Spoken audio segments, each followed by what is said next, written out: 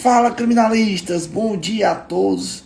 Sejam todos bem-vindos a mais um dos nossos programas do Fala Criminalista, sempre trazendo os bastidores da advocacia criminal, temas relacionados ao direito penal, processo penal, legislação extravagante e principalmente conteúdo prático, né? O dia a dia, a vivência do advogado criminalista. Quero mandar aqui um abraço pro meu querido amigo doutor Zé Nilson Coelho, grande advogado, com vários projetos aí que logo estarão, né, disponíveis para principalmente os jovens advogados, quando se trata da prospecção de clientes.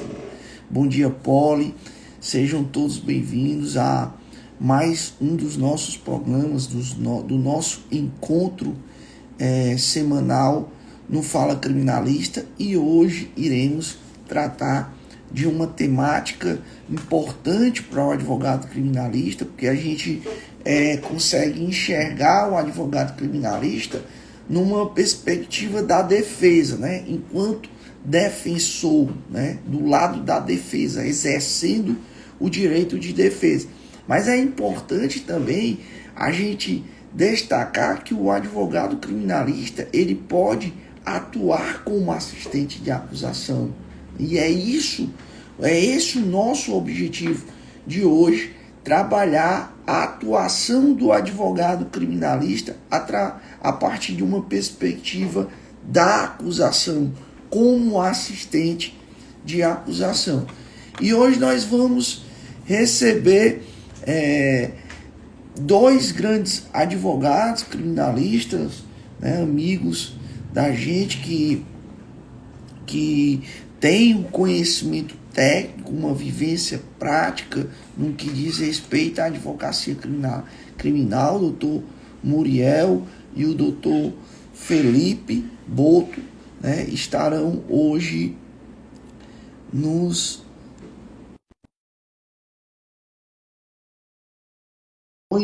né, e principalmente trazendo um cenário do exercício da advocacia na prática, né?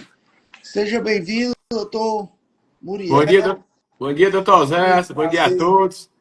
Tá Uma conversando satisfação, com doutor, enorme estar aqui você. com o senhor na live. Eu agradeço muito o convite. Eu tenho o senhor como uma referência no direito criminal, tanto como ser extremamente técnico, como pessoa, como gestor de escritório, né? A gente busca sempre se espelhar no senhor. E ficamos muito felizes, né, com esse convite. Ficamos realmente muito felizes com o seu convite. Pronto, é muito bom, doutor Muriel, sempre a gente se valer do conhecimento, né, de outros advogados, e eu também, né, busco referências, pessoas que podem contribuir com toda a sua experiência, né? E graças a Deus a gente também tem sido um canal, né?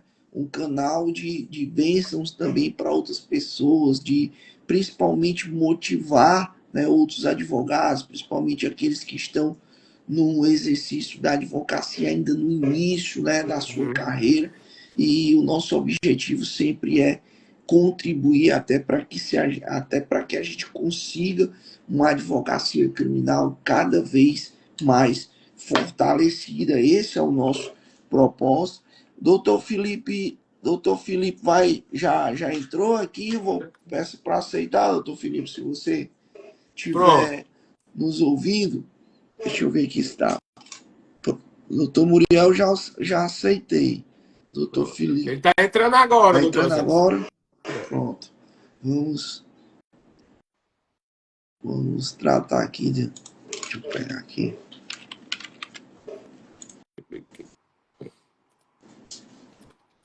E a gente vai conversar hoje, inclusive, sobre também um julgamento de repercussão aí na Serra da Ibiapaba.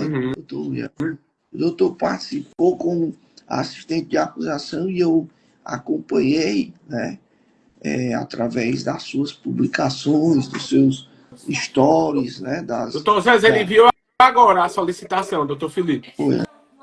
Não,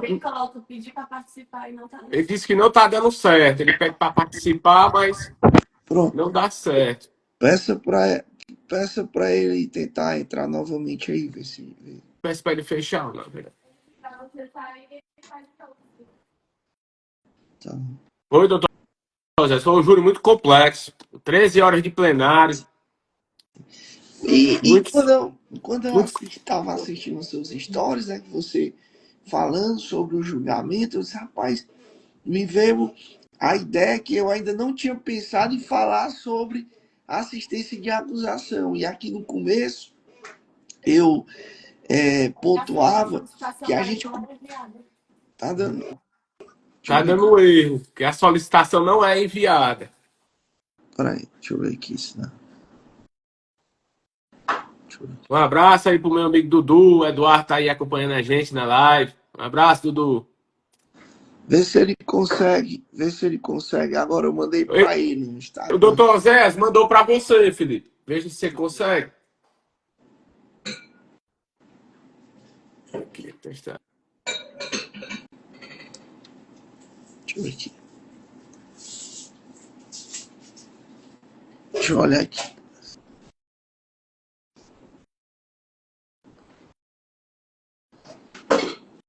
Deu.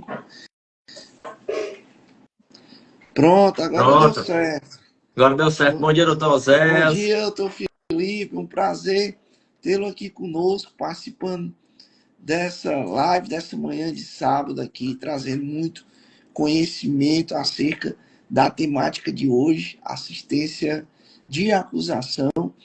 E a gente trouxe aqui, preparou um roteiro bacana, com várias dicas bacanas e importantes, para que a gente possa entender de fato no que consiste a assistência de acusação, em que hipótese essa assistência ela é exercida e como otimizar a atuação do advogado criminalista no exercício dessa assistência de acusação. Iremos falar sobre a legitimidade recursal do assistente de acusação, enfim, vários pontos importantes para a gente entender, compreender a assistência de acusação numa perspectiva prática.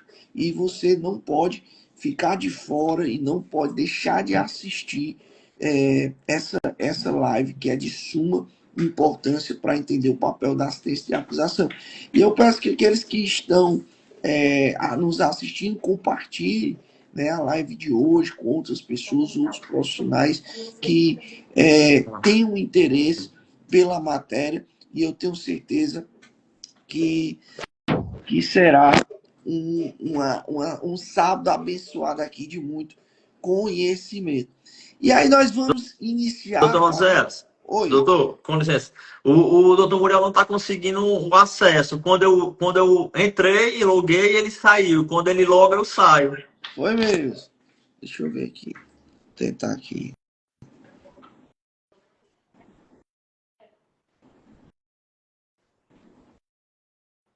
Eu mandei o convite para ele. Agora deu certo. Agora deu certo. Deu certo. Doutor Zé, primeiramente, bom dia. Queria agradecer o senhor. É um prazer imenso ter recebido esse convite. O senhor que tanto nos influencia como um grande criminalista no Ceará e, sem dúvidas, já estará entre os melhores do país. É um advogado totalmente íntegro, competente, humilde, um grande gestor, um grande pai, um grande colega, né? Sempre nos ajudando, sempre atuando conosco quando precisamos da parceria do senhor. Então é um prazer imenso estar aqui do seu lado nessa live. Obrigado pelo convite. Eu que agradeço pelas palavras, doutor Felipe, e tenho certeza que, né, a gente sempre tenta, de fato, exercer a advocacia naquilo que se busca o melhor, né? Eu acho que o papel do advogado criminalista é sempre buscar estar preparado para entregar ao seu cliente o melhor, né? Aquilo que ele pode dar de melhor enquanto profissional. E eu tenho certeza também, pelo que eu conheço dos doutores e sei do trabalho dos doutores, eu tenho certeza que essa também é a visão dos senhores quando se fala do exercício da advocacia. E aí eu queria que vocês falassem um pouco sobre a carreira, né, de forma resumida de vocês, se apresentassem para as pessoas que estão nos assistindo e falassem um pouco da carreira, o que é advocacia criminal e como se surgiu essa vontade, né, essa vontade de ser advogado criminalista, e aí vocês podem ficar bem à vontade para poder iniciar já falando um pouco da carreira de vocês para a gente entrar na temática. Pronto, doutor Zé. Eu iniciei na advocacia há 8 anos atrás, mais especificamente dia 12 de março de 2017. E, assim, no início a advocacia é muito difícil, né? Muito, muito complicado, são muitas barreiras para superar, né? E a gente iniciou sem padrinho, só com a cara e a coragem, né? Fomos para cima. Quando eu iniciei a advocacia, iniciei com um grande amigo meu de faculdade, doutor Irão Max. Mas ao longo do tempo a gente seguiu caminhos distintos, né? Ele não gostava muito da área criminal, ele era mais trabalhista, civilista. E eu, no primeiro flagrante que eu atuei, doutor, eu me identifiquei com um criminal.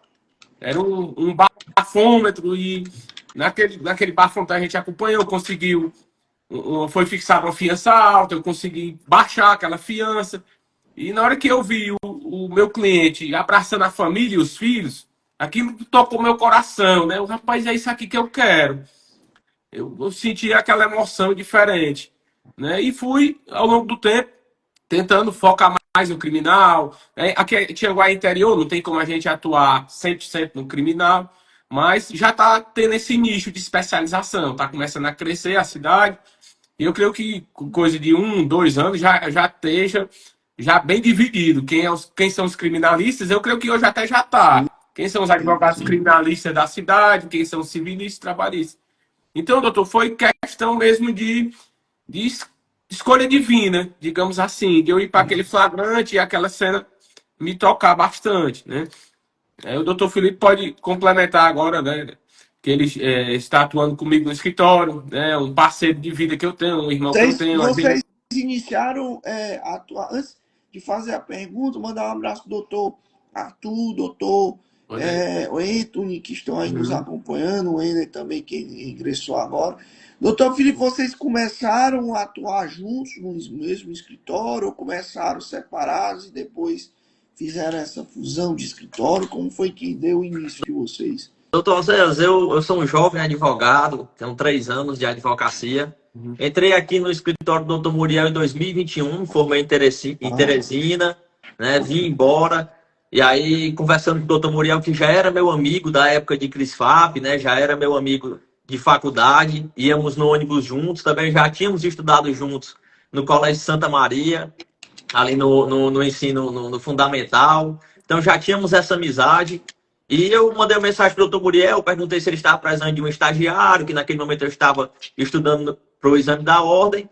De pronto ele já atendeu, me chamou para vir para cá. E graças a Deus temos uma parceria muito boa, né? Se tornamos, além de sócios, grandes amigos. Considero o doutor Muriel hoje um grande irmão que eu tenho. Eu só tenho uma irmã, mas ele também é um irmão mais velho que Deus me deu, né? Então, assim, quando terminou o meu estágio aqui no escritório, conversei com o doutor Muriel, que tinha passado no exame de ordem, né? E ele, não, fica aqui comigo, vamos fazer uma sociedade, gostei de você é um cara esforçado, trabalhador, vamos continuar. E estamos aí nessa luta há 3 anos, né? Mas é muito prazeroso trabalhar com o doutor Muriel, é o que eu costumo dizer para os meus colegas. 3 anos juntos, a gente nunca brigou, nunca discutiu, nunca chegamos aqui um dia sem se falar e nunca saímos também sem se falar. Então, essa parceria dentro de campo mostra o desenvolvimento da gente na advocacia criminal, né? Quando o time está alinhado, tem tudo para fazer um bom trabalho.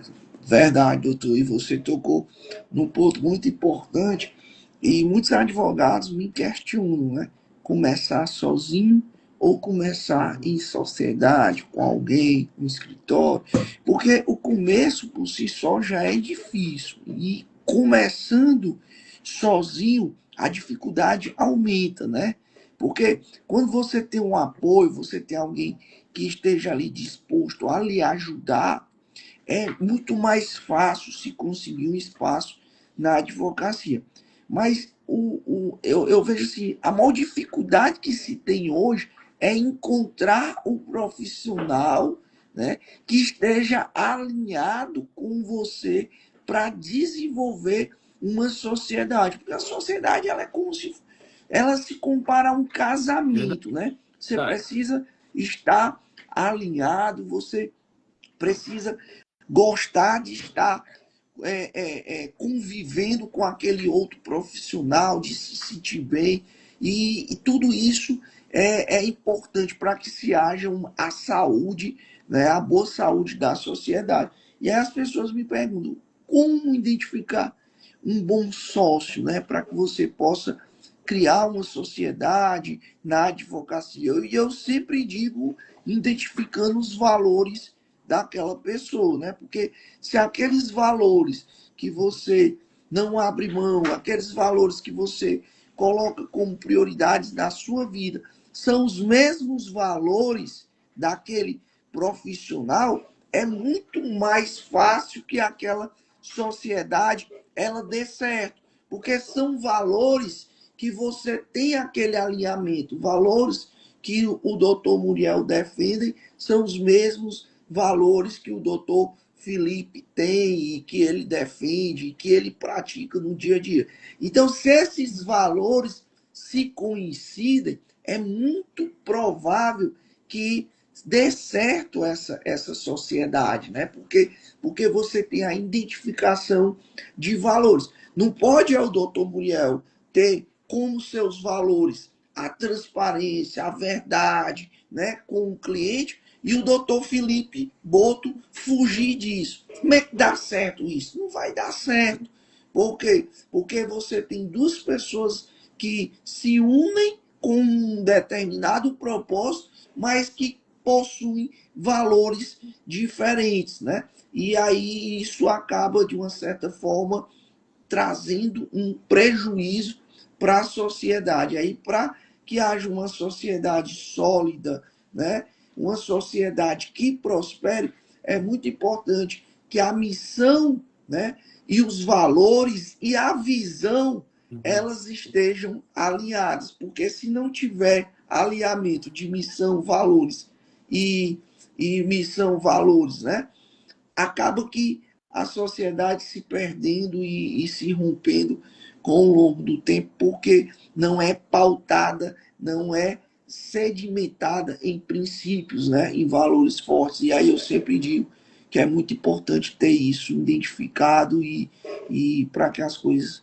deem certo. Né? E eu vejo em vocês esse alinhamento, esse respeito, e isso é muito importante para que, de fato, a sociedade ela venha prosperar. E aí muitos, né, eu fiz questão de fazer essa pontuação, porque muitas pessoas me perguntam, é melhor começar sozinho ou melhor começar em sociedade? Mas é muito interessante que você tenha alguém para iniciar, para começar. Mas quem é a pessoa? Como encontrar essa pessoa?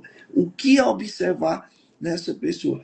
E aí vocês são exemplos disso, do que eu acabei de falar, e desde que eu conheço vocês, isso é bem visível e é bem claro, né, na relação de vocês, e eu tenho certeza que é uma sociedade que tem tudo para se prolongar aí no tempo, se perpetuar no tempo, e é isso que a gente deseja. E aí vamos agora falar um pouco sobre, né, a temática aqui sobre assistência de acusação. Eu queria que o doutor Muriel começasse, né, muitos ouvintes da gente, pessoas que são acadêmicos de direito, que às vezes não tem nem a noção do que é assistência, das hipóteses em que é possível assistência, quem tem legitimidade para isso.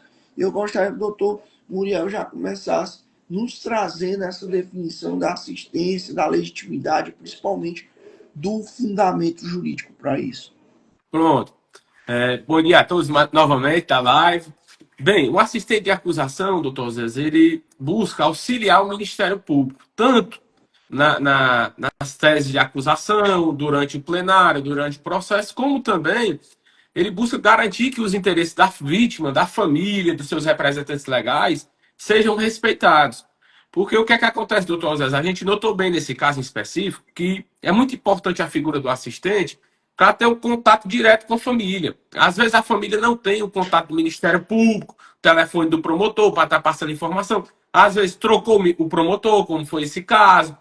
Era um promotor, ele tirou férias, entrou outro. E aqui deixo um abraço ao doutor Marcos Vasconcelos, né, que atuou com a gente em plenário, um promotor muito discreto, mas muito técnico, muito competente, né, altamente ético. Em nenhum momento foi para o ataque, para o plenário com ataques, com falsas acusações, foi pautado na prova processual.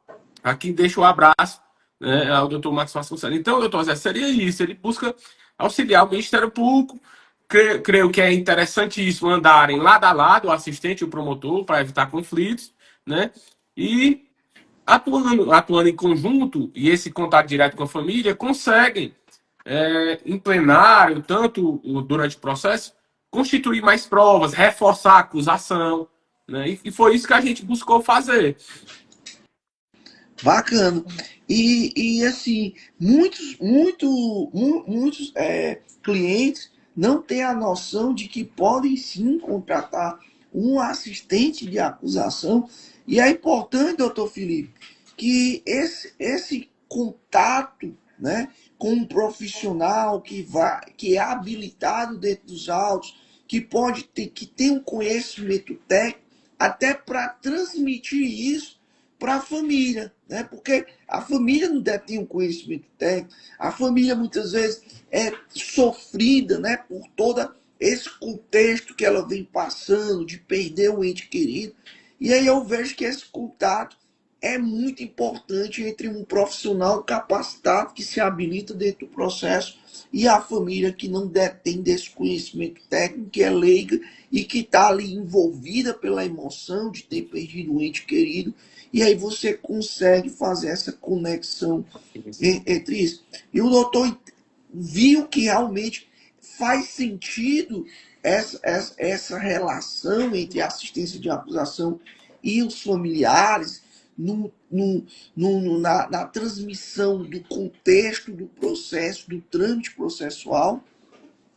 Inclusive, doutor Oséias, para a gente, e muito bem mencionado até pelo doutor Muriel, também queria mandar um abraço e parabenizar o doutor Marcos Vasconcelos, né, promotor desse caso, no qual atuamos em conjunto, que sem dúvidas nos ensinou muito, né, com um grande promotor, uma pessoa íntegro, muito humilde, né? Então, assim, o nosso contato mais próximo com os familiares da vítima, até para explicar, como bem mencionado pelo doutor Oséias, para explicar o andamento do processo, o próximo passo do processo, né? Explicar os termos técnicos, que muitas vezes a família fica perdida, principalmente muitas vezes o processo é em segredo de justiça, então não tem acesso, não sabe como está o andamento, não sabe e depois do júri, e como é que funciona o júri. Então, assim, o assistente de acusação tem essa vantagem, por ele ter um contato mais próximo da família, algo que o Ministério Público não tem. Porque o Ministério Público, como todo o Poder Judiciário, ele é sobrecarregado.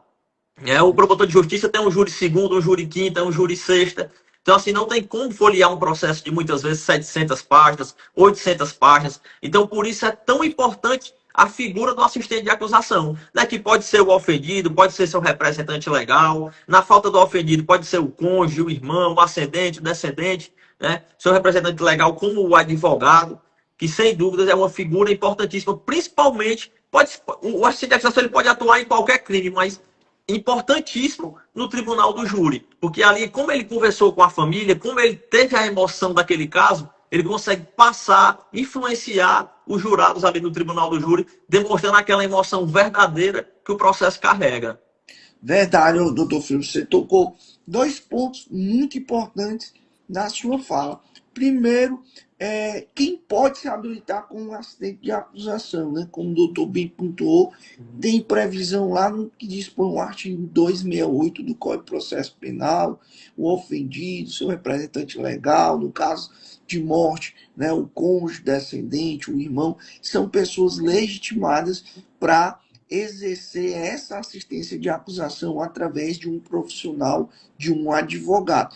E o segundo ponto é a capacidade que o assistente de acusação tem de extrair da família, dos familiares, todo esse sentimento, toda essa emoção e converter isso em informações dentro do processo, né?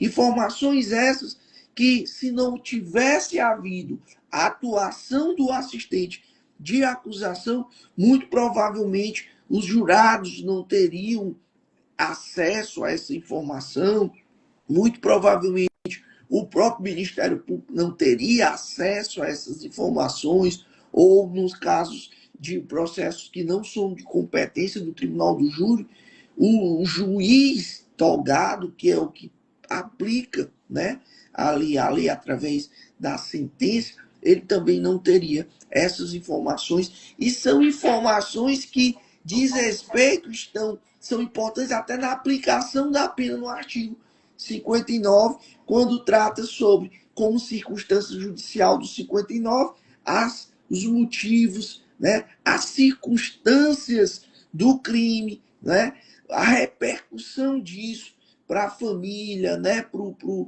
para a vítima, enfim. E tudo isso pode ser materializado dentro do processo a partir de uma atuação do assistente de acusação. E eu queria saber, doutor Muriel, porque assim, a gente tem muito uma visão de defesa, né? O advogado criminalista enquanto defesa.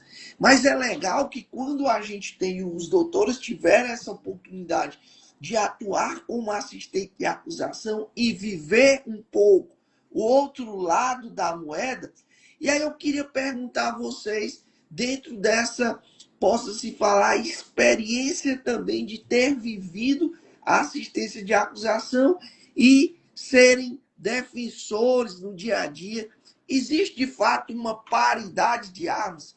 É possível se falar em paridade de armas entre acusação e defesa dentro do processo, que é um princípio tão, né, falado e dito e buscado dentro do processo penal, a famosa paridade de armas.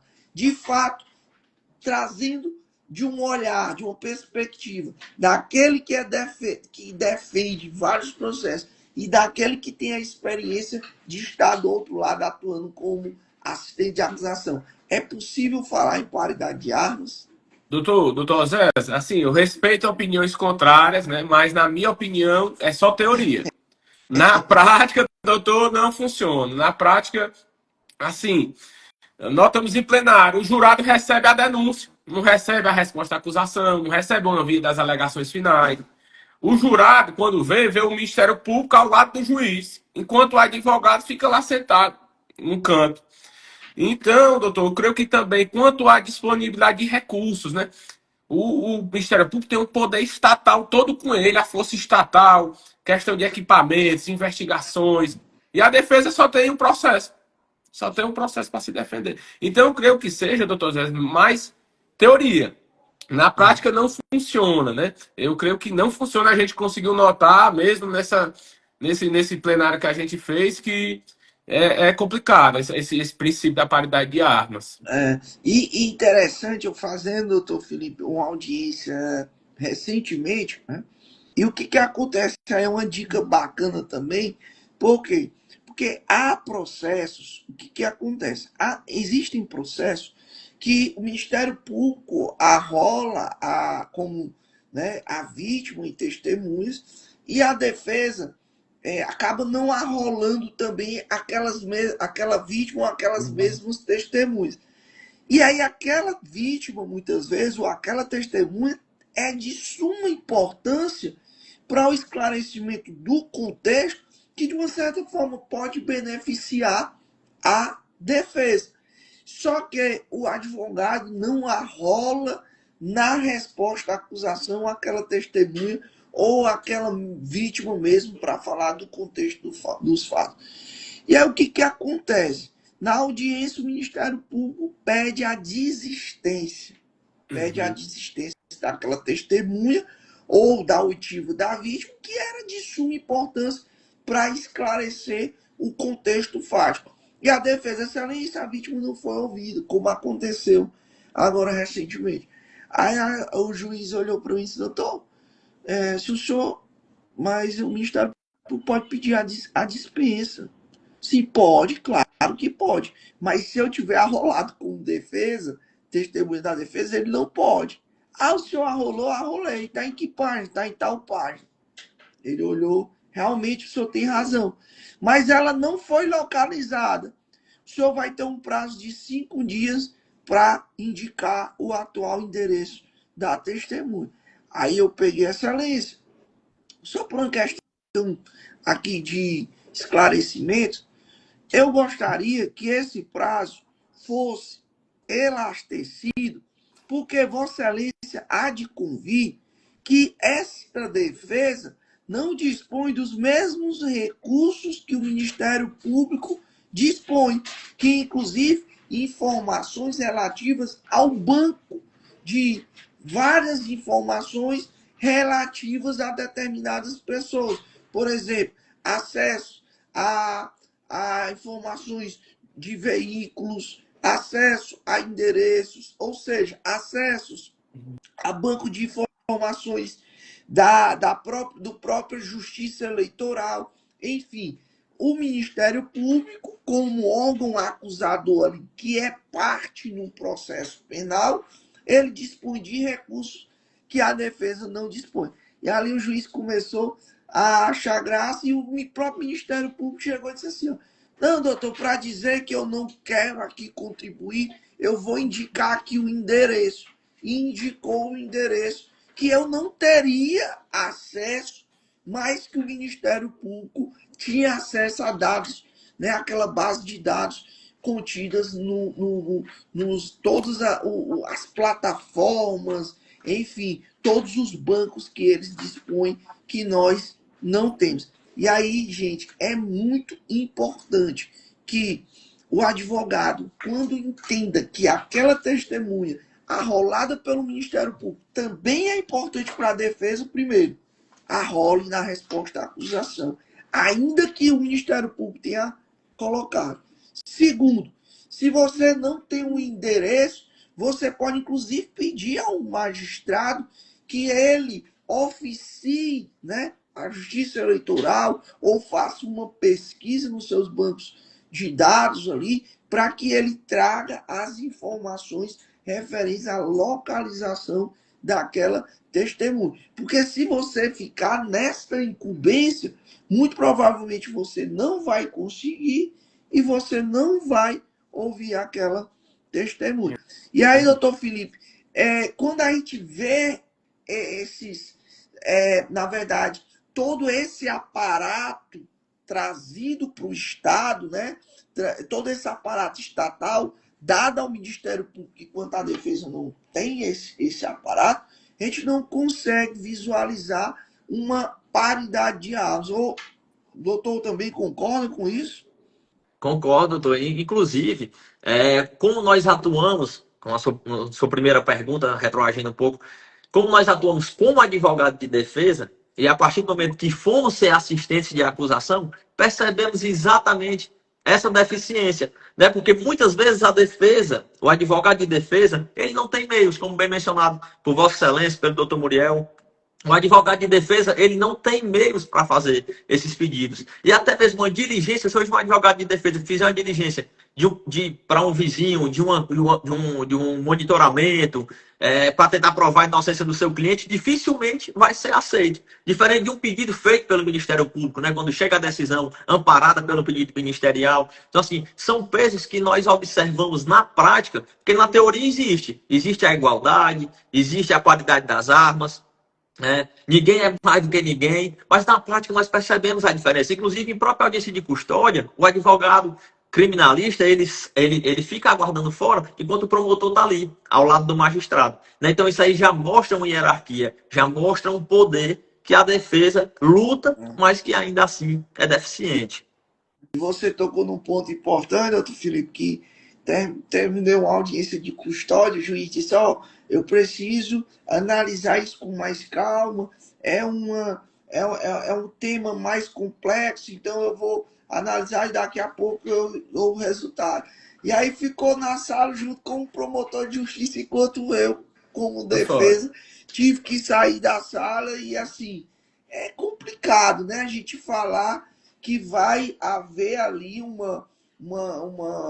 posso-se dizer, uma imparcialidade totalmente preservada, né? E eu não falo nem no contexto negativo mesmo, né? De dizer que há uma situação assim negativa, mas é algo que acontece muitas vezes inconscientemente. Um conversa ali com o outro, um manifesta a sua ideia sobre o caso e acaba, de uma certa forma, influenciando ali o convencimento.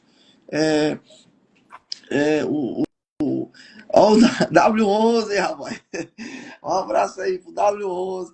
Mandar um abraço também pro doutor Tiago, aqui, sobrinho do nosso querido amigo doutor Muriel, que está nos Um acompanhando. abração, Doutor Thiago. Tiago, grande advogado aí, doutor Tiago, doutor Gente Wendel. boa demais. Dois jovens advogados, Doutor assim como Nilton. eu, que estão se consolidando aí na Doutor advocacia. Zé, tem os grandes advogados acompanhando a live, doutor Wallace, doutor Juan Cardoso, né, aqui da Serra, da doutora Ada Kaline, Mas que o bom, Alisson bom, Araújo, um grande amigo meu de que faculdade. Um abraço a bom, Um abraço todos. que bom. a todos aí, doutor Alisson, um abraço. Doutor Muriel, me diga uma coisa. No plenário do júri, né, eu quero trazer numa atuação do assistente de acusação mais específica do plenário do júri. Que quem é importante, nesse caso específico, o assistente procura o promotor, conversa, alinham as teses. O que é importante que na prática aconteça nessa atuação do assistente de acusação?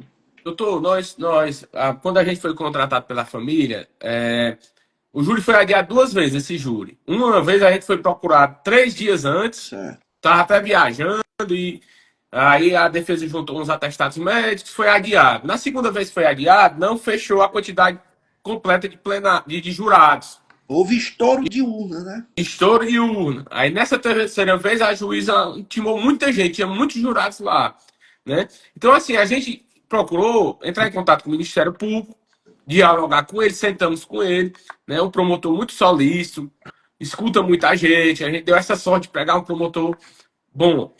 E aí a gente foi pontuar com eles os pontos que a gente achava importante. Doutor, tem isso aqui, tem isso, o que é que o senhor acha?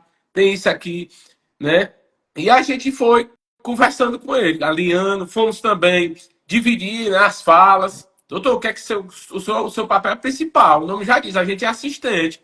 O que é que o senhor quer falar em plenário? Aí dividimos as falas, né? E eu tive uma experiência muito boa, doutor Zé, muito boa, porque, assim, além de a gente ter aprendido muito, a gente pegou muito insight, né? Muito insight da parte da acusação nesse júri, né? Então foi basicamente isso. Se sentamos com ele umas duas vezes para alinhar, fizemos os slides juntos, foi muito bom. Se sentamos aqui no Bacana. escritório, ele veio, se sentamos, fizemos slides, preparamos slides, preparamos as falas, da Bacana. questão da sustentação. Então, assim, a nossa experiência foi excelente, doutor. Bacana. Foi. Doutor Muriel, nesse caso, doutor Felipe, nesse caso específico, houve divisão da fala, né? Quando se fala do que vai ser tratado, da temática, do que vai ser dito. E em relação ao tempo, né? A gente tem uma hora e meia, né? No primeiro momento ali. Houve também essa divisão do tempo. Sim, doutor, nós, quando sentamos nas reuniões que antecediam ali já em estado de júri, né? Quando sentávamos, a gente sempre dividia os temas. Ó, cada um vai ficar responsável por um tema.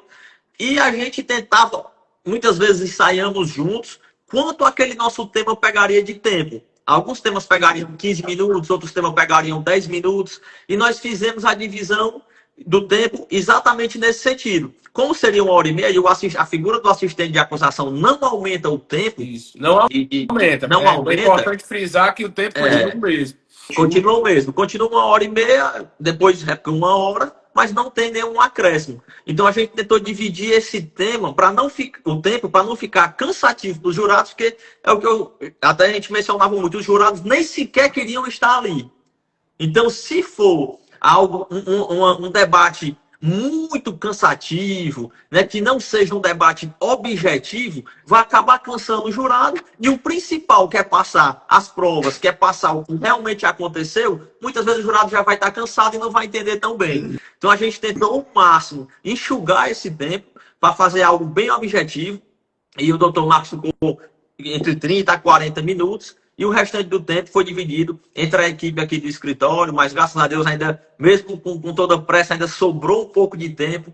Conseguimos ser objetivos, conseguimos passar a realidade do processo, a realidade do que aconteceu e fomos felizes, né? No nosso... É importante, doutor Felipe, porque assim, primeiro ponto é esse contato, né, entre a assistência de acusação e o Ministério Público. É um contato que é fato, precisa existir. Agora, depende muito também, né, do perfil do promotor, né? E aí, nesse caso específico, como bem falou, destacou aqui, senhores, né, destacaram, de que um promotor muito acessível, né, muito solícito, muito atencioso, e isso possibilitou, acredito que foi até de fundamental importância para se ter um resultado que se desejava, que se almejava, né? Agora, nem todos têm esse mesmo tipo de perfil, né? E aí também depende de cada representante do Ministério Público esse acesso. Eu não sei se na prática, né, deve até existir algum tipo de preconceito, né, contra o assistente de acusação por parte de alguns promotores. Eu não sei se vocês conseguem identificar, né, se existe de fato algum tipo de preconceito quanto a essa atuação do assistente de acusação. Nesse caso específico, claro que não houve, pelo contrário, um atendimento totalmente solícito, de alinhamento de tudo isso, né? E outro detalhe, houve em algum momento divergências, né, de pensamento sobre o caso concreto, sobre a linha acusatória ou não? E se existe essa divergência, como é que a gente pode lidar com isso? O que é importante, doutor Muriel? Tá? Pronto. Pronto, doutor Zé. Assim, divergência não, houve debates. Nós vamos por essa linha, vamos por essa. A questão de divisão de tempo foi bem tranquila, divisão de slide foi bem tranquila. Eu creio, doutor, que assim, como a figura do assistente de acusação é subsidiária, né, tem que estar alinhado. Mas se não tiver, o assistente não pode inovar, chegar com uma tese totalmente diferente do entendimento do Ministério Público para aquele caso, né?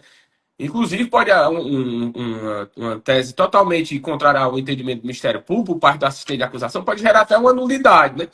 Então, assim, não houve no nosso caso, mas caso haja, deve prevalecer o interesse, a tese do Ministério Público, no meu entendimento, né? Porque ele aqui é a figura principal, ele que tem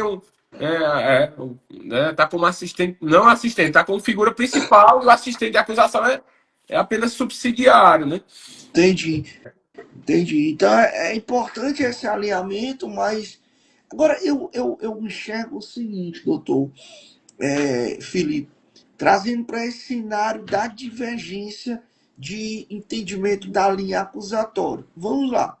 Eu acho que o assistente de acusação ele tem que ter, certo, uma sensibilidade até maior de entender o perfil do Ministério Público, né? Por quê?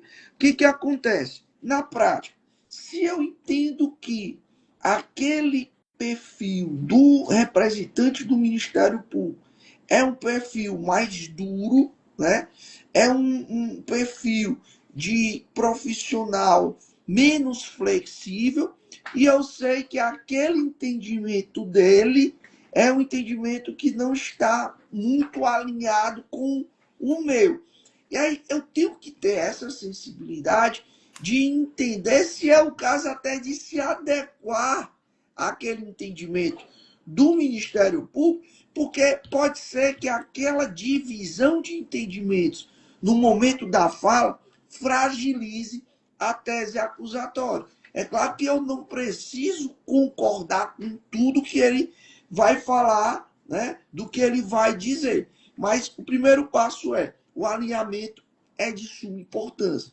E segundo, se existe alguma divergência, é importante que o advogado consiga contornar essa divergência para não haver uma espécie ali de contradição na fala e, consequentemente, provocar uma fragilidade da tese acusatória. Não sei se o doutor Felipe concorda com esse passo a passo quando se trata dessa questão de alinhamento e de divergências.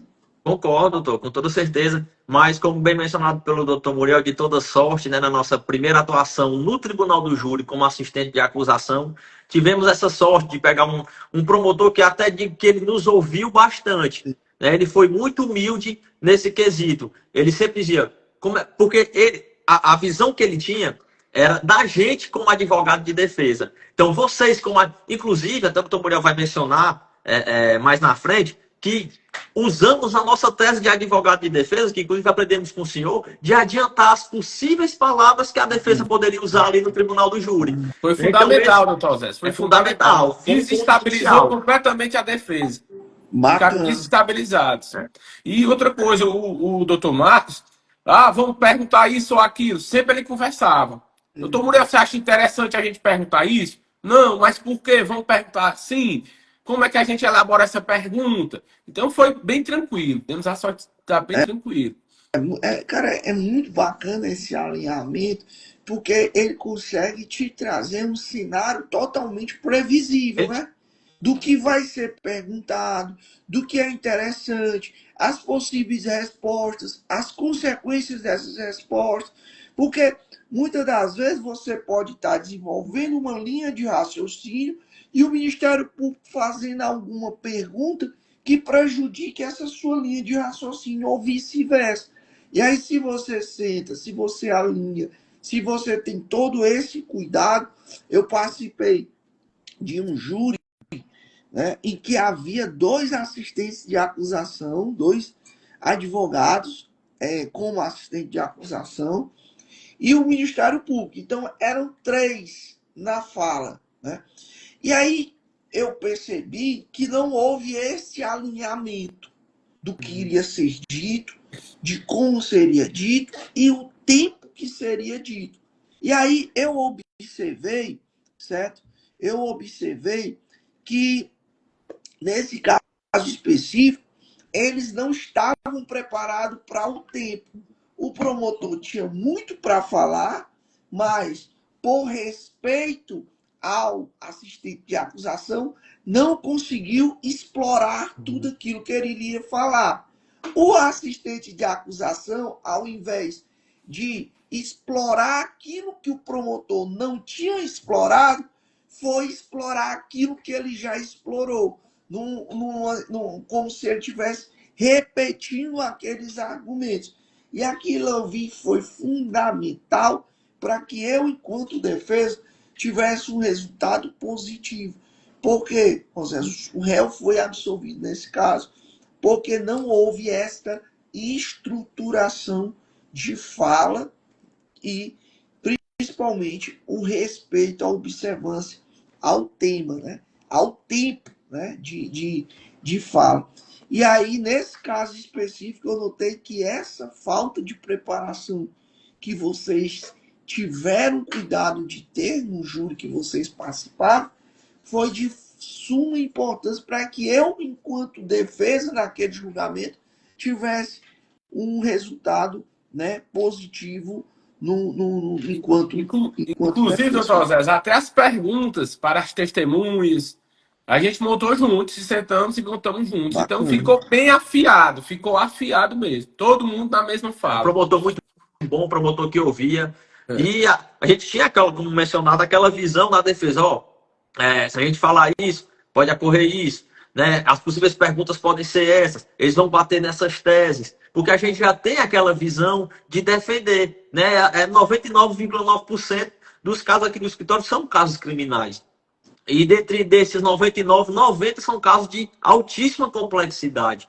Então, assim, a gente já tem aquela visão do que pode vir, né? Então, graças a Deus, o Dr. Marcos foi muito educado conosco. A nossa equipe realmente, nós ficamos muito fãs do trabalho do Dr. Marcos, porque além da educação, ele nos ouviu, ele foi humilde. Na reta, deixou toda a equipe à vontade. Vocês querem retornar? Vocês querem debater alguma coisa? Vocês querem me dar alguma ideia do que eu posso falar ali, que ajude? Né? Então, assim, foi sem dúvidas uma Durante experiência incrível. até interrompendo um pouco o doutor Felipe, durante a fala da defesa, fomos anotando, pontuando, juntos, nós, com o Ministério Público, rapaz, eles falaram isso, vamos rebater dessa forma, falaram isso, vamos rebater dessa. Então ficou bem amarrado, doutor César, ficou bem Que bom, amarrado. que bom. E eu queria saber de vocês, nessa experiência que vocês tiveram, né? Como é que vocês conseguiram extrair o impacto, né, da assistência de acusação no convencimento dos jurados, né? Que ali você tem os jurados como juízes de fato, né? A decisão que compete a eles, né? Decidir ali, né? O destino daquele processo. E eu queria saber de vocês como foi que vocês enxergaram essa atuação da assistência de acusação no impacto que tiveram no convencimento dos jurados.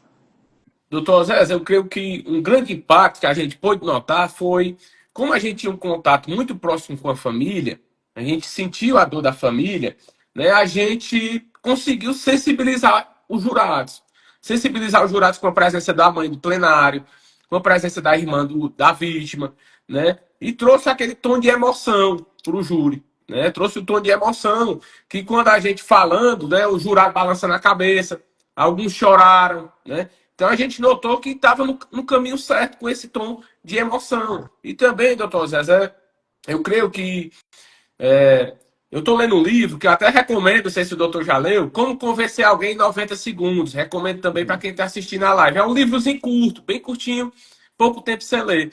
Lá no livro diz que atitudes de irritação, arrogância e impaciência repelem as pessoas. E atitudes de entusiasmo, de confiança, de receptividade, um sorriso, um olhar o olho no olho, atrai as pessoas, automaticamente elas ficam mais fáceis de se convencer com o seu argumento. E a gente estava numa linha positiva, enquanto a defesa veio numa linha totalmente de arrogância, de impaciência, né, de irritação. Isso também facilitou para a gente. Quando a gente viu que a defesa estava naquele tom de voz alta, naquela arrogância, eu particularmente achei que foi bom. Tô lendo um livro que está praticamente vendo o que está acontecendo aqui em plenário hoje. Né? Então, a gente levou, doutor Zé, toda essa sensibilidade da família. O depoimento do pai. O pai lá era pai dos dois. O pai, doutor, eu quero depor. Eu quero depor em plenário. Então, um pai que foi para plenário depor contra o próprio filho, qual é a prova maior que tem? É importante destacar, doutor União, quando você trata que o pai foi ouvido em plenário, o pai ele não tem nem a obrigação legal de depor. Isso, né? Foi ouvido ele como não tem declarante. A obrigação legal de depor, né? Então, o fato da presença dele falando, né? Apresentando a sua visão, o cenário, né? Do que de fato ocorreu, eu acho que isso traz um impacto muito grande, né, para os jurados, de ver ali o pai falando sobre o fato em si, né, de muitas vezes estar ali sentado falando aquilo que contraria os interesses do filho que está no banco dos réus, né? Porque com o pai não é fácil, né? Não é fácil. Ele foi muito forte, ele foi muito forte. Depois, muito forte. Doutor, eu quero que seja feita justiça, eu quero depor. Seu caso, você tá bem? Não, eu quero depor, eu quero que seja feita justiça. Meu filho é meu filho, mas ele errou, eu quero que ele arque com as consequências. Doutor Arthur aqui está trazendo um detalhe muito importante, né? Sobre a questão do gatilho da reciprocidade, né? Porque assim, como é que eu quero que as pessoas me tratem, né? Como é que eu quero, por exemplo, se eu sou alguém humilde, se eu sou alguém acessível, se eu sou alguém, né, que tem uma sensibilidade ou uma boa relação, que alguém que preze pela boa relação, é muito provável que as pessoas com quem eu estou, né, convivendo, ou com quem eu estou conversando, ou com quem eu esteja naquele momento interagindo, a tendência é que ela também haja de acordo com aquilo que eu estou entregando, né? A minha postura, né? De como eu estou lhe tratando. Muito provavelmente eu vou receber isso de volta, né? Verdade. Se eu lhe entrego sinceridade, se eu lhe entrego leveza, se eu lhe entrego calma, se eu lhe entrego uma boa relação, muito provavelmente eu receberei isso de volta, né? E aí é esse gatilho, né, que a gente também tem que estar despertando na questão de reciprocidade, de receber aquilo que você entrega. Eu acho Outra que isso coisa, também é tem uma muito grande importante. importância. Um abraço pro doutor Arthur, um grande tribuno. A gente o homem é bom de júri. E uma coisa que eu e o doutor Felipe a gente fez, doutor Zé, foi cumprimentar todo mundo. Desde a tia do café, que estava de servindo água para os jurados, café, até a juíza, né? Isso traz uma relação interpessoal. Rapaz, os advogados chegaram cumprimentando até a tiazinha do café, a faxineira. Eu pedi, me dê seu nome. Quando eu iniciar a minha fala, eu vou lhe cumprimentar. Querendo citar hoje aqui, fazendo seu trabalho de maneira brilhante, cumprimentamos todo mundo. E aí, assim, eu creio que, querendo ou não, gerou uma conexão, doutor Zé. Eu É vi, doutor muito. Zé, que os pontos principais realmente foi a objetividade. A gente não queria gastar 1 hora e meia. Por exemplo, terminamos nossa fala, um exemplo, faltaria 15 minutos. Ah, vou retornar e vou falar mais 15. A gente procurou ser o mais objetivo possível, né? Porque, como mencionado, os jurados nem queriam estar ali. Então, quanto mais simples, uma oratória, muitas vezes uma oratória técnica, acaba confundindo os jurados. Então, a Eles gente nem usou, entendem, nem né, doutor entendem. Felipe? Nem Isso, nem entendem. entende. A gente usou de uma linguagem bem simples, uma linguagem que ficava fácil para todo mundo, mas para mim o ponto principal realmente foi a emoção. Porque quando a família veio aqui e conversou conosco, assim como a gente se coloca no lugar do réu quando vai defendê-lo, a gente também se colocou no lugar da família. Então, assim, a gente agiu com muita sinceridade, com muita verdade, ninguém inventou fatos, ninguém buscou nada que pudesse atrapalhar, né? Então, assim, a gente sempre tentou frisar, foi o que todos os encontros a gente fazia, olha, gente, vamos tentar ser o mais objetivo possível, trabalhar nas provas do processo, na verdade, mas aquela emoção que a gente passou ali, que inclusive nós, figurando ali como assim de acusação, muitas vezes a nossa fala, eu, doutor Muriel, ficávamos com vontade de se emocionar por estar ali, por ver aquela mãe, por ver aquela irmã sofrendo, né? Mas então acredito eu que o ponto principal foi essa comoção, foi essa emoção, foi ter passado a verdade que prevaleceu. Eu tenho uma pergunta aqui para fazer para os senhores, e é algo que eu me questiono muito, né? Porque é o seguinte, existe aquela história de que decida o lugar de fala que você quer estar, né? Existe muito isso. Qual o seu local de fala, né?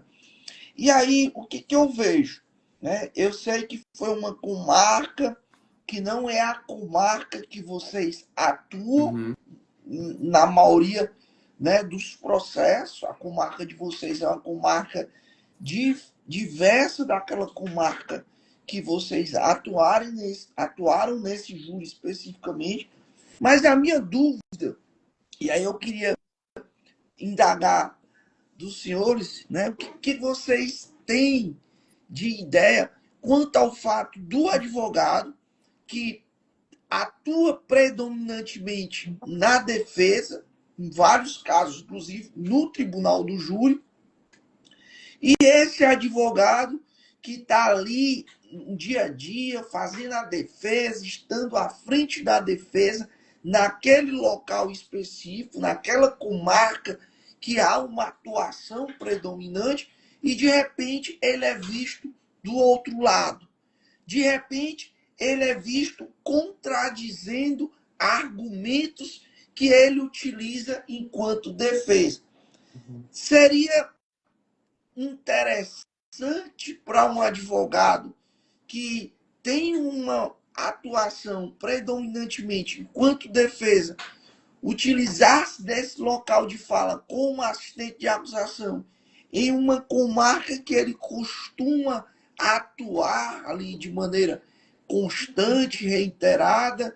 O que vocês enxergam isso? Ou os jurados eles têm essa capacidade de diferenciar, de distinguir o que é acusação, o que é defesa, mesmo se tratando do mesmo profissional? Doutor Zé, eu creio que vai muito do advogado em si. O advogado ele tem que ser flexível, ele tem que saber se amoldar.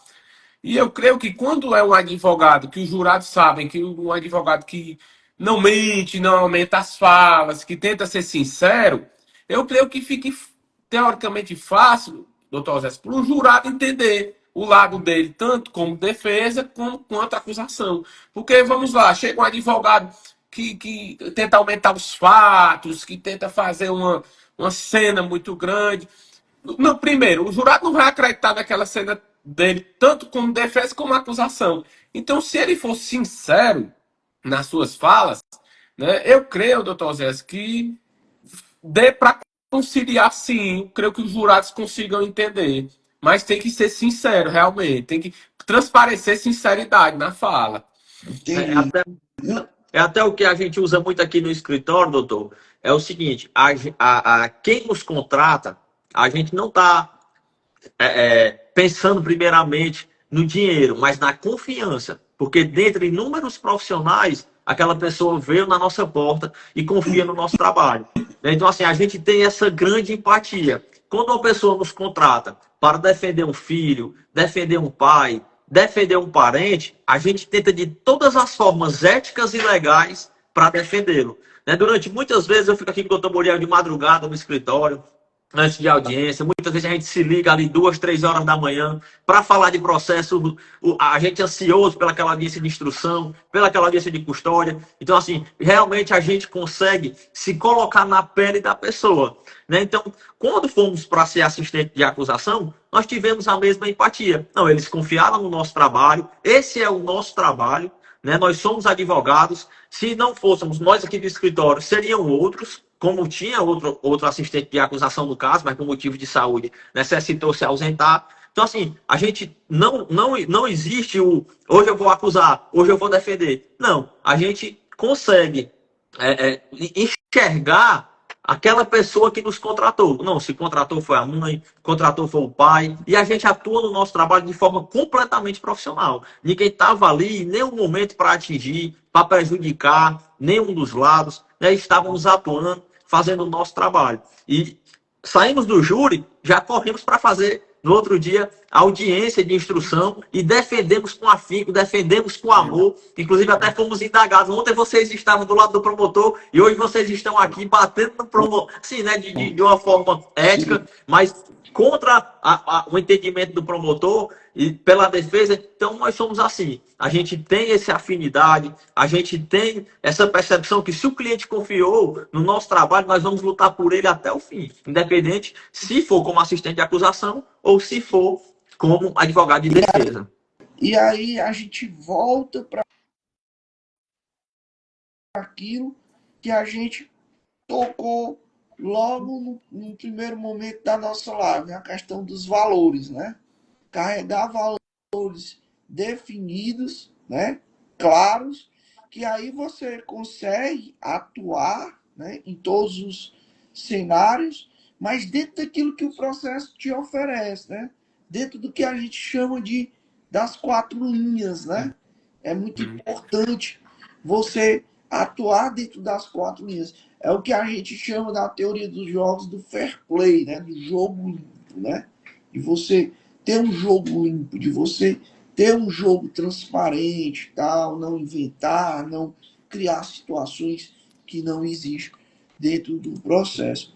E aí eu gostaria, a gente trazendo mais para essa questão também técnica agora, né, quando se fala de recursos, né? E eu queria saber de vocês se vocês já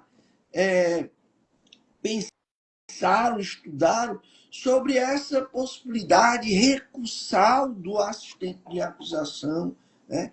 se ela existe, mesmo o Ministério Público não tendo recorrido, qual é o entendimento de vocês quanto à legitimidade recursal do assistente de acusação? Pronto, doutor Zé. Existe uma súmula, a 448 do STF. Ela diz que o prazo para o assistente recorrer, supletivamente, começa a correr imediatamente após o transcurso do prazo do Ministério Público. Então, caso o Ministério Público não recorra, o assistente de acusação pode sim recorrer. Existem limites. Os limites quais seriam? O assistente só pode recorrer da decisão de absolvição, da decisão de impronúncia, da decisão de extinção de punibilidade, mas pode recorrer sim, doutor Zé. Então a gente já até está vendo com o doutor Márcio a questão do recurso, né, nesse caso. Já está até alinhando com ele. Ele disse que tem interesse em recorrer, então, doutor, se o senhor tem interesse em recorrer, nós vamos aguardar e vamos reforçar o seu recurso, a nossa manifestação.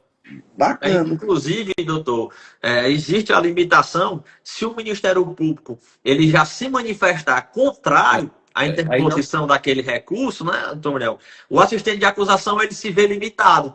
Né? Como, por exemplo, o assistente de acusação também não pode entrar com recurso contra a decisão que não recebeu a denúncia, contra a decisão que arquivou o inquérito policial.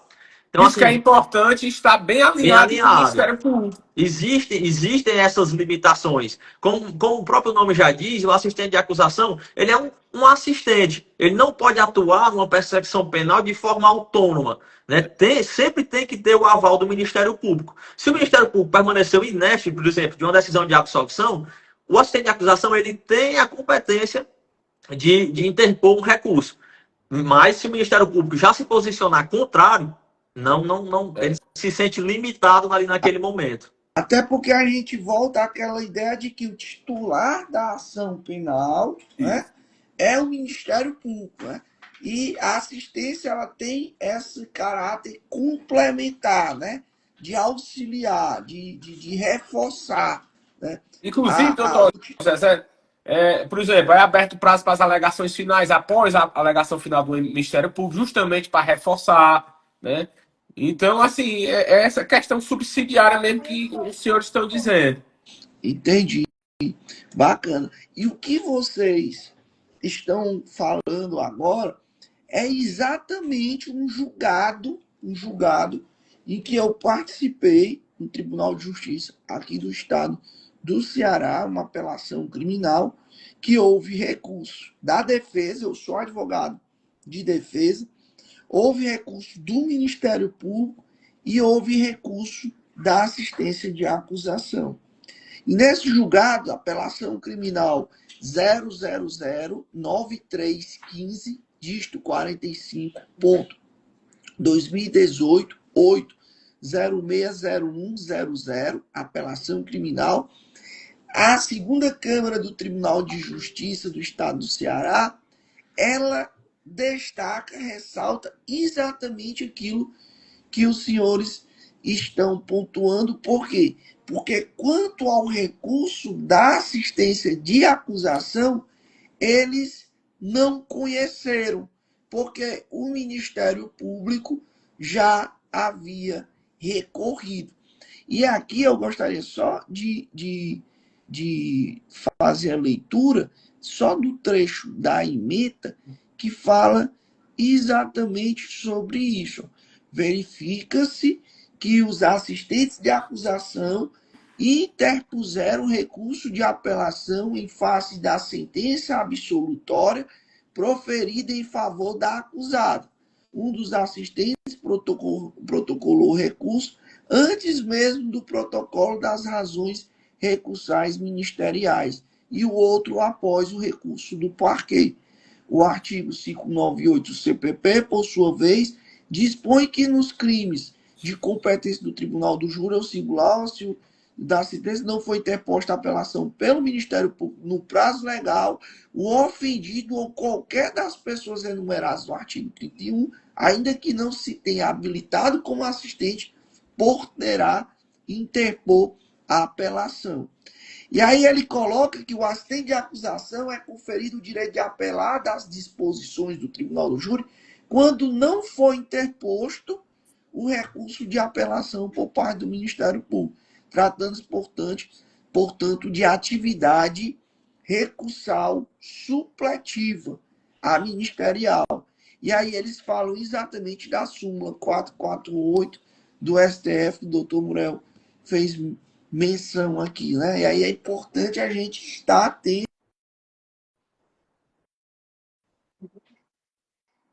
principalmente nesse caso em que a apelação do assistente de acusação não foi conhecida porque o Ministério Público já havia recorrido nos mesmos termos em que o assistente de acusação recorreu. Mas aí, assim, é importante, é algo assim interessante, por quê? Porque não conheceram, porque já foi conhecido no âmbito do recurso do Ministério Público, né? Então, assim, de fato, eles não poderiam conhecer da mesma matéria duas vezes, né? E aí é importante porque se o assistente vai recorrer, é importante que o recurso não esteja na mesma linha que o Ministério Público esteja recorrido. Porque se estiver, o assistente pode simplesmente só ratificar tudo aquilo que o Ministério Público já colocou para não dar margem a esse não conhecimento. Né? Show. Doutor, vai mais de 1 hora de live aqui no instante passa. Doutor Muriel e doutor Felipe, para a gente poder já caminhar para o final, eu gostaria que vocês me trouxessem aqui o que é importante, né? Principalmente no cenário do Tribunal do Júri. O que o doutor Muriel e o que o doutor Felipe enxergam como algo que é inegociável pelo assistente de acusação no plenário do julgamento. O que vocês, se forem dar um conselho para alguém que amanhã vai atuar como assistente de acusação, o que é importante?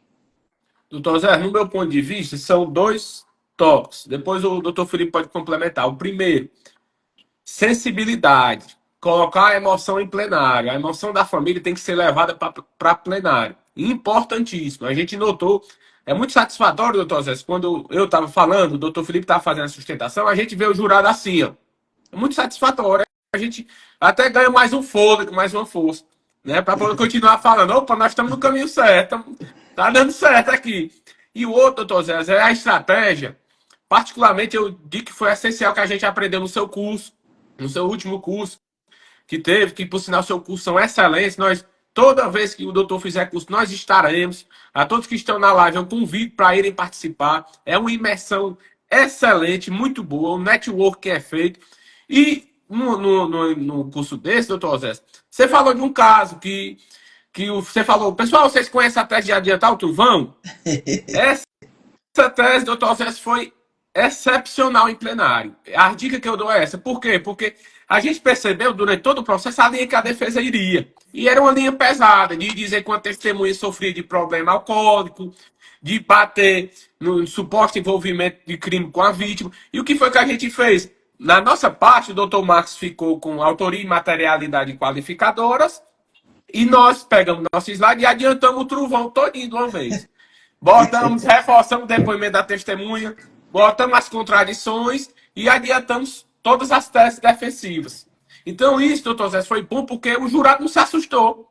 Opa, eles estão de boa fé. Eles trouxeram aqui as possíveis contradições que a defesa pode colocar em plenário. Isso reforçou, doutor Zé, nossa argumentação e a nossa confiança com os jurados. E eu notei que, de fato, essa tese que o senhor deu, tá aí, esse seu curso que teve, já foi pago só nessa tese. É muito bacana quando eu recebo esse feedback, doutor Muriel, dos colegas que participam das imersões que a gente faz, né? Porque, de fato, é você enxergar sentido naquilo que você se propõe a fazer. Ou seja, de você impactar, melhorar, ajudar a vida de outras pessoas, né? Por exemplo, uma estratégia defensiva que eu trouxe na imersão, né, sobre Tribunal do Júri, o doutor utilizou no seu julgamento e isso dali o doutor viu que fez total sentido e trouxe ali um impacto para aquilo que o Total doutor diferente. está fazendo, a Inclusive, doutor diferença, Zé, né? a banca defensiva, quando foi falar, os assistentes de acusação estão querendo falar, adiantar o que eu vou dizer. Só que logo em seguida ela falou tudo que a gente havia dito.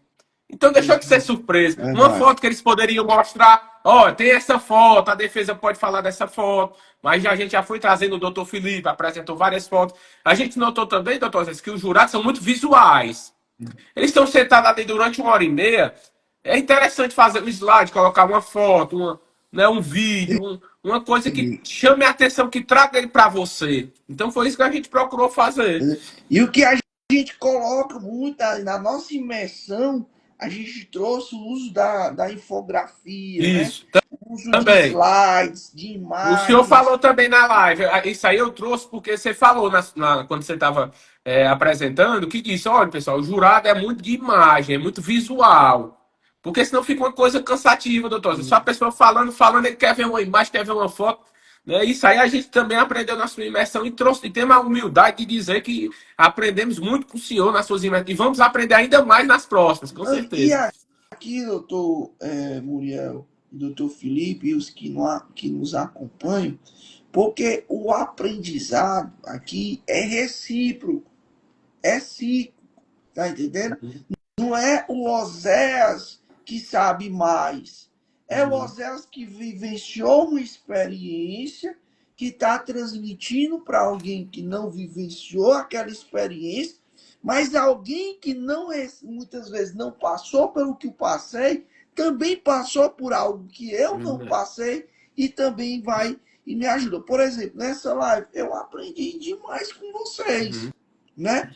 Porque a visão de vocês sobre um determinado caso, sobre a atuação, é algo, uma experiência vivida por vocês. E o que a gente transmite? A gente transmite experiências, né? É isso que a gente transmite. Porque o, a parte técnica, doutor Felipe, é algo que a gente parar, a gente vai estudar, vai encontrar no livro, vai buscar uma jurisprudência, a gente vai. Isso é algo que você consegue atingir e consegue ver, independentemente se você tem ajuda ou não de alguém. Já experiências não. Experiência é aquilo que você viveu. E muitas das experiências, elas são únicas. Porque foi você que viveu aquilo. Pode ser que o doutor Felipe, com 3 anos de advocacia, ele tenha vivido uma experiência que eu, com 17, que vou para 18 anos, ainda não vivi. E eu aprendo com você, por quê? Porque eu estou aprendendo, estou absorvendo a sua experiência, a sua visão. Né? É aquela situação prática que você viveu que está me trazendo um olhar diferente daquela matéria. Então, assim, é algo que eu sempre digo, quando eu faço imersão, quando eu dou uma aula, quando eu faço algo que eu vou entregar um conhecimento, eu saio de lá aprendendo muito mais do que pessoas que estão lá para receber o que eu vou falar. E tá tudo bem, e é isso, é esse o jogo mesmo. É a gente trocar essas experiências, a gente trazer, né, as nossas experiências, a gente ajudar outras pessoas e ser ajudado. E todo mundo ganha com isso, né? É algo que a gente precisa ter consciência disso. Porque tem advogados que dizem assim, eu tenho 20 anos, tenho 25 anos. O que eu vou ouvir de um advogado com 3 anos, com 2 anos? O que eu vou aprender com ele? Meu irmão, é muita coisa que você pode aprende muito. aprender, porque aquilo que ele viveu com 20 anos você pode não ter vivido. E eu tenho aprendido demais com a jovem advocacia, com pessoas que são jovens advogados, mas têm tido uma experiência única, certo? E eu tenho aprendido isso e aprendi demais hoje com a experiência que o doutor Muriel e o doutor Felipe tiveram, certo? Num julgamento, né? Num caso concreto de repercussão, de uma preparação, de sentar com o Ministério Público, de estudar, de preparar, de estruturar a tese acusatória, de preparar o momento de fala, a organização da fala. E isso tudo aqui que vocês trouxeram para mim foi uma aula que eu recebi de graça e eu só tenho a agradecer a vocês. Inclusive, doutor Zé, o ponto principal que eu ia mencionar é exatamente o conhecimento. Eu costumo dizer, às vezes, para alguns colegas, que eu também sou um jovem advogado, mas alguns colegas que estão se formando, que dizem, rapaz, eu quero entrar no criminal, na seara criminal. E eu digo que a seara criminal ela é uma área que você não pode entrar para depois aprender. Verdade. Você tem que aprender para depois entrar. Inclusive, o doutor Muriel, quando eu entrei aqui no escritório, eu não cuidava da área criminal. Eu cuidava da parte civil, da parte empresarial, da parte de juizado. Então, eu aprendi muito. A gente fez muito cursos, né? Inclusive, cursos com o senhor, doutor Zé, que tivemos grandes aprendizados. Inclusive, o ponto crucial do júri. Aprendemos com Vossa Excelência na sua imersão. Então, assim, você tem que procurar todos os conhecimentos necessários. Agora já estamos com passagem comprada para um curso em São Paulo, né, com o doutor Zanoni Júnior, de Tribunal do Júri, de inquirição de testemunhas. Então, assim, a gente está em um constante aprendizado. Né? Então, é isso aí que a advocacia criminal precisa, de advogados competentes, de advogados que estejam preparados, porque um médico, ele precisa ter conhecimento porque ele está cuidando com uma vida. E o advogado, ele também tem uma vida ali. É o bem mais precioso do cliente, é a liberdade. Verdade. E muitas vezes o cara está restrito. Então ele tem que confiar sua liberdade em um advogado que saiba o que está fazendo. Verdade. Nem tudo depende da defesa. Muitas vezes, sempre necessitamos do Ministério Público, do juiz. Mas você tendo a consciência limpa, que, olha, como muitas vezes a gente termina aqui uma audiência, doutor Muriel, o que a gente podia fazer, o que estava dentro da legalidade, o que estava dentro da responsabilidade, foi feito. Então, assim, graças a Deus, estamos juntos há 3 anos. Nossos clientes nos agradecem todos os dias recebemos mensagem de clientes nos agradecendo. A gente passa na rua, as pessoas reconhecem o nosso trabalho e é esse o nosso combustível diário, porque a luta da advocacia criminal ela é árdua. A pior coisa que eu acho, doutor, falando como um advogado criminalista, é chegar em uma audiência de custódia sabendo que teve inúmeras nulidades ali, que muitas vezes houve tortura, muitas vezes houve invasão de domicílio, e a gente chega na audiência de custódia e diz, não, mas o policial, ele tem fé pública, então homologa o flagrante com o verde da prisão preventiva. Então ali você sai com o coração dilacerado, porque você viu aqueles pontos negativos. E é muito né? E você viu que uma coisa, você não pode fazer nada. Uma invasão de domicílio, doutor Zé, se você não chegar do dia para o outro com uma filmagem, alguma prova clara, a juíza vai para o entendimento dos policiais e do Ministério Público. Ela não vai ouvir a defesa. Mesmo com o advogado diga, doutor, mas eu fui na casa, eu vi a invasão. É complicado. Então, às vezes, o maior desafio da advocacia criminal, que muitas vezes eu saio da audiência de custódia triste, durante muitas vezes, porque, rapaz, estava ali, estava claro que teve invasão, estava claro que teve tortura, era para ter relaxado. Né? Então, assim, muitas vezes a gente se sente triste com isso, mas é uma advocacia árdua, é difícil, realmente, não é profissão para covardes. Né? Então, a gente tem que buscar conhecimento. E a gente percebe muito, eu, doutor Felipe, é uma advocacia criminal colaborativa. Todo mundo está aqui para se ajudar, todo mundo está aqui pensando, não, vamos se ajudar, vamos. Às vezes eu ligo para o senhor, doutor, o que, é que você acha desse caso? Né? Aí a gente vai se ajudando, isso é muito bom, porque fortalece a advocacia criminal. Que a advocacia como um todo é complicada, a advocacia é complicada, mas a criminal está se unindo, está se unindo. É muito importante, e assim, a gente tem que ter essa sensibilidade, porque o que a gente não quer que façam com a gente não pode fazer com os outros, né? E aí, assim, às vezes o cliente liga, eu queria saber sobre uma situação aqui que eu estou passando, ou que o meu parente está preso e tanto. Você tem advogado? Tem advogado. Assim, vai, confie no seu advogado, né? Se você contratou, confie no seu advogado e tal. Claro, se ele não quer mais, tudo bem, cada um vai ter o advogado que bem entender e o advogado vai atuar naquele cliente que ele se sente confortável e tudo. Mas eu acho que tem que ter essa postura, né, de a gente sentar e imaginar, né, como é que eu quero ser tratado.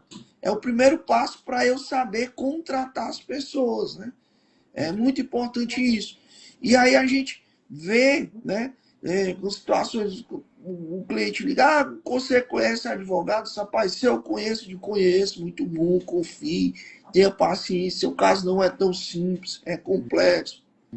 E veja, porque se esse cliente que ele fala mal do colega advogado, para ele falar mal de você daqui a um tempo, é coisa, tá entendendo? Muito fácil de acontecer. E a gente tem que ter essa sensibilidade de entender isso, porque, de fato, a gente tem que ter uma responsabilidade ética naquilo que a gente faz. Né? E eu procuro sempre, inclusive, até dar boas referências de colegas advogados que estão iniciando e, principalmente, dizer que os clientes precisam apostar e confiar no exercício da atividade da advocacia desses clientes, né? Desses advogados.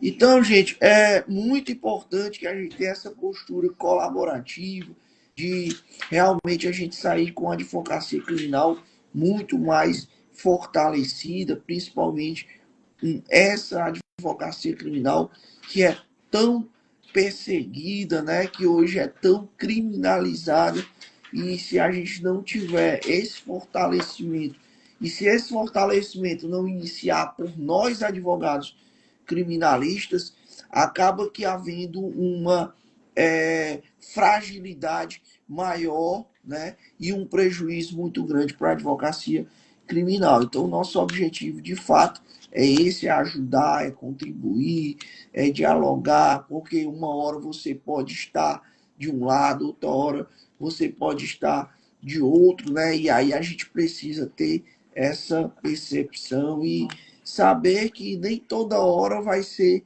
aquele momento ou aquela causa propícia, boa, né, de se atuar. E a gente tem que ter ideia disso.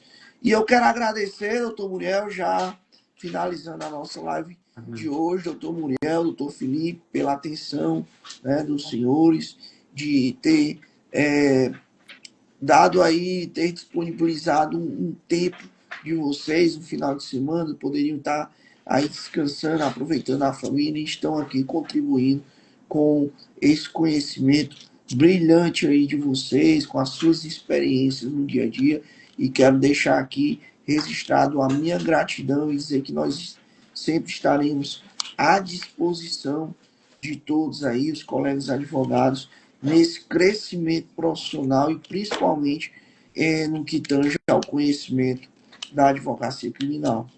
A gente agradece, doutor Zé, o convite. Foi uma honra muito grande estar aqui. A gente acompanha as suas lives, né? Você faz live, né? No Fala Criminalista, aprende muito com suas lives. E hoje foi uma honra gigante estar aqui com você. Aprendendo juntos, discutindo as teses juntos. É muito bom, doutor Zé. Muito bom. A gente está à disposição. E o senhor, que o senhor precisar, conte conosco. Viu? Um forte abraço, doutor. Agradeço, doutor. Agradecemos aí o convite, né, a paciência. Peço desculpa aí se alguma coisa também se prolongou muito aí no seu tempo. Agradeço a todos os colegas que ficaram aqui durante mais de uma hora de live. Então, estamos aqui à disposição para ajudar. O que nós sabemos e estamos dispostos a compartilhar. E com toda certeza também a gente ensina, a gente aprende. E assim vai a vida. E, inclusive, nossa amizade, né, com eu, doutor Muriel, e eu com o doutor Oséias, se tornou pedindo conhecimento a ele, conversando com o doutor Oséias, pedindo uma ajuda. Então, a nossa amizade ficou ali bem consolidada, doutor Oséias, que sempre está disposto a ajudar a advocacia, né, que já está em outro patamar, mas está sempre disposto a ajudar. E, doutor Oséias, estamos sempre aqui à disposição. Quando o senhor precisar, nosso escritório é a sua casa. Obrigado mais uma vez pela presença de vocês aqui no Fala Criminalista, e teremos outras oportunidades também de trazer outros cenários, outras temáticas. É muito importante isso, né? O nosso objetivo é continuar, estar há mais de um ano, né, já com Fala Criminalista, toda semana fazendo live, toda semana temáticas diferentes, casos sempre pautados em casos concretos, se valendo da experiência de grandes profissionais que nos abrilhantam com todo o seu conhecimento. E aproveitar para fazer um convite a todos que estão aqui. Dia 29 de março teremos uma imersão de 12 horas sobre provas digitais com os maiores experts. Nesse cenário das provas digitais será presencial aqui no Espaço Domus em Sobral, num buffet com toda a estrutura montada para garantir a todos vocês um cenário propício para a gente ganhar muito mais conhecimento quando se fala no cenário das provas digitais. A gente vai falar sobre cadeia de custódia, extração de dados através do Celebrite. A gente vai falar sobre interceptações telefônicas, herbes, estações de rádio base. A gente vai falar sobre fontes abertas, investigação defensiva.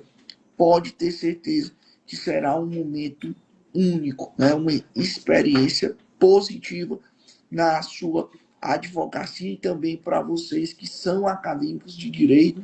Não deixem de participar e já começar com o pé direito aí no cenário das provas digitais, na atuação.